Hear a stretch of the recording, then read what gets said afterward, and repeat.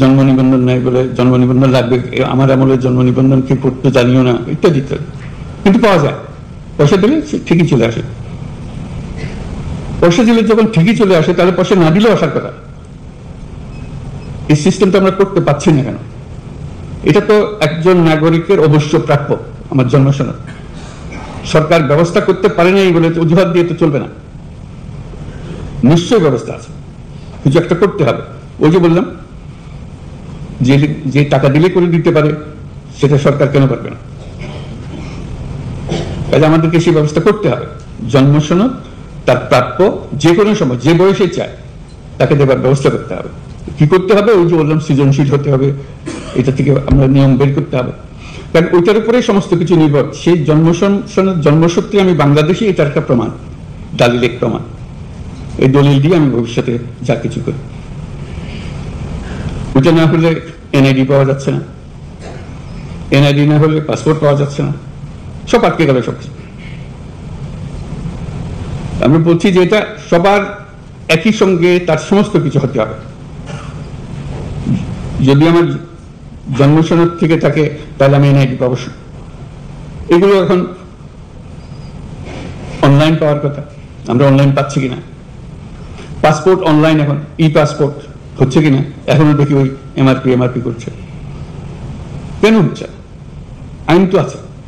আমি বলছি রাতারাতি সব হয়ে গেছে, এটাও আমি আশা করি না। শুরু তো করতে হবে, সে কথার কাজটা করে যে আমার এখানে আমার জেলাতে এমআরপি আর হবে না, এখানে সব ই পাসপোর্টে নিয়ে যাবো আমি। যেহেতু আমাদের এই টিমের কাজ, যে টিম এখানে আমরা বসে আছি, এখানে আইন বানানো হয়, এটা আইন খাটানো হয়, নিয়ম মানা হয়। এগুলোতে আমরা কিভাবে যাব?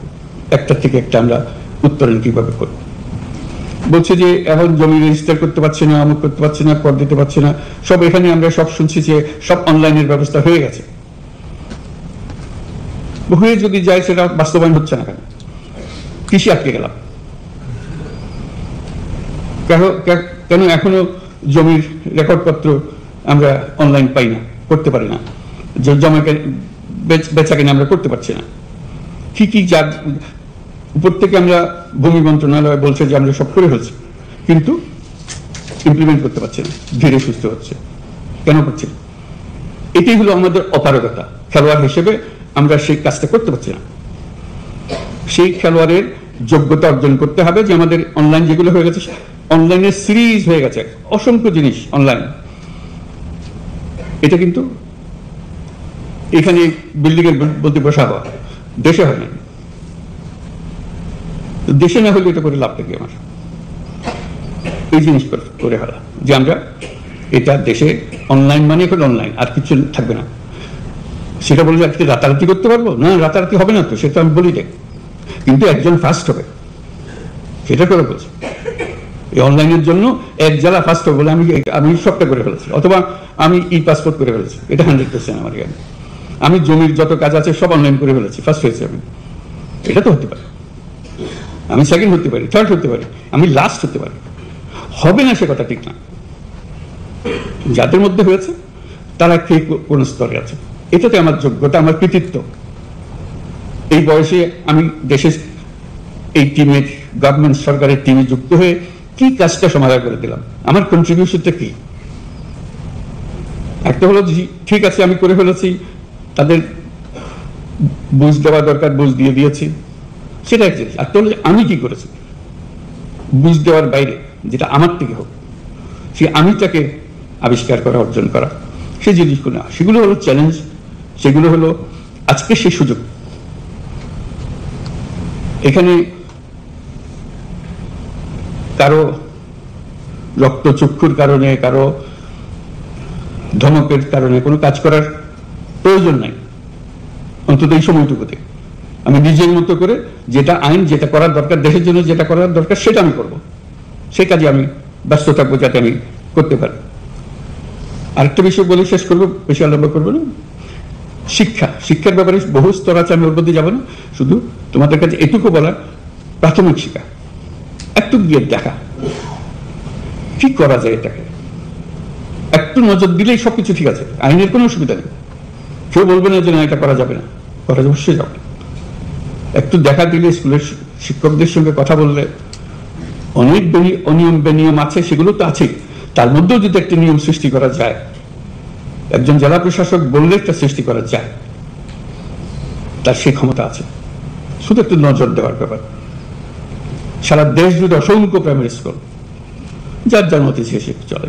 আমি অসংখ্যতে যাওয়ার কথা বলছি না, কিন্তু দু একটাতে গেলে আটগুলো খবর পায়, অথবা ওইটার অভিজ্ঞতা 10 জনকে বললে তারা শোনে যে হ্যাঁ এটি তো বটে, তো আমরা তো করতে পারতাম এরকম। এই ছোট ছোট কাজ, বড় কাজের কথা বলছি, বড় কাজ তো আছে কিন্তু করবো। এই ছোট কাজগুলো দিয়ে কিন্তু বড় কাজটা হয়। মানুষ বলে যে হ্যাঁ ওই সবচেয়ে আমাদের সময়, যেমন উনি যখন ডিসি ছিলেন আমাদের এখানে, উনি এই কাজটা করে গেছিলেন। এরকম স্মৃতি আমরা নাগরিকদের কাছ থেকে শুনি। উনি যখন অমুক যখন ডিসি ছিল, উনি এই কাজটা করে দিয়ে গেছিলেন। অবদানটা মানুষ স্মরণ করে, মানুষ বলে না। ওই যে অবদানটা হয়েছে সেটা ব্যক্তিগত, আচ্ছা এটা সরকারের হুকুমে হয়নি, সরকার সবাইকে হুকুম দিয়েছে, কিন্তু এই ব্যক্তিগতভাবে সেটাকে অন্যরকম ভাবে অন্য ভঙ্গিতে নিয়ে এসছে এবং মানুষের মন জয় করেছে। মানুষ তাকে বহু বছর পরেও স্মরণ করছে, অমুক যখন দিয়েছিলেন তখন আমাদেরকে হয়ে গেছিল। তো সেটি আমাদের সুযোগ। এই যে আমরা অন্তর্বর্তীকালীন সময় আছি, এটা একটা মস্ত বড় সুযোগ। আমাদের হাতে অনেকগুলো কাজ, এবং খুব সহজ কাজ, কঠিন কাজ না। এবং আমি বলছি না যে 100% করতে হবে, আমি বললাম যে 10% করো, 20% করো, 30% করো, 1 নম্বর হও, 1 নম্বর হওয়ার চেষ্টা করো। কারণ তোমরা তো সবাই একই গাইনের মধ্যে, একই পরিস্থিতিতে আছো। 1 নম্বর হওয়ার মধ্যে অনেক আনন্দ। আমি করে ফেলেছি, আমি সবার আগে আমি এটা করে ফেলেছি। এই যে আনন্দটা পা, সে আনন্দ থেকে নিজেকে বঞ্চিত করো। এই অন্তর্বর্তীকালীন সময় এই সুযোগটা পূর্ণমাত্রায় তোমাদের আছে, আশা করি এটা গ্রহণ করবে। তোমাদের এই আলোচনা এবং এই পরস্পরের যোগাযোগ এটা আনন্দদায়ক হোক এবং সফল হোক। আমাদের এই অন্তর্বর্তীকালীন সময় আমরা যেটুকু তোমাদের মাধ্যমে করতে পারবো, তোমাদের কারণে আমরাও যেন স্মরণীয় হতে পারি। ওনাদের সময় ডিসি সাহেব এই কাজগুলো আমাদের করে দিয়ে গেছিলেন, পরেগুলো আর করেনি। এই কথা বললে তখন মনে হবে যে হ্যাঁ আমাদের আমলে আমরা ওটুকু বলার কারণে, আমরা করিনি কিন্তু বলেছি, বলার কারণে কাজটা হয়েছে। এগুলো যেন আমরা করতে পারি। আমরা আরেকটা কথা, পাসপোর্টের কথা বলতে মনে হলো, পাসপোর্ট করতে হলে পুলিশ ভেরিফিকেশন লাগে। আমি জিজ্ঞেস করতে আরম্ভ করলাম, অনেকেও হয়তো আগেও করেছে, কারণটা কি? পাসপোর্ট তো আমার নাগরিক অধিকারের একটা অধিকার।